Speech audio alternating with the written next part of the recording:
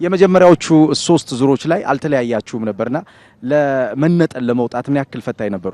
በጣም ይፈተናል። ከፊት የሚይዝህ መኪና ካለ ስሎዮንክ ትመጣለህ። በጣም እያዘ ስለሚመጣ ትንሽ ይከብድ ነበር። የተነጠልክ ሲመጣ ስፒድም አብሮ እየጨመረ ስለሚመጣ ከዛ በኋላ አሪፍ ነበር ያለው ነገር። ቴክኒካሊ ስንተኛው ዙር ነበር ለኔ በጣም ጥሩ ዙር ብለህ የምታስበው? ለኔ ከ5ኛው ዙር በኋላ ጥሩ ነበር። መኪናዋን በጣም እየሞቀች መጣች። ተነጥለናልም ስፒዳችንን በጣም እየጨመረ ስለመጣ በጣም አሪፍ ነበር። ከ5ኛው ዙር በኋላ ያለው ለኔ ጥሩ ነበር። እየሞቀ ሲመጣ ለእናንተ ለተወዳዳሪዎች በጣም ምቹ ነው ይባላልና ቴክኒካሊ ምንድነው የሚያግዛችሁ? አንደኛ በጎማ ደረጃ ጎማው እየሞቀ ሲመጣ ከመሬት ጋር የመጣ በቃ እየጨመረ ይመጣል።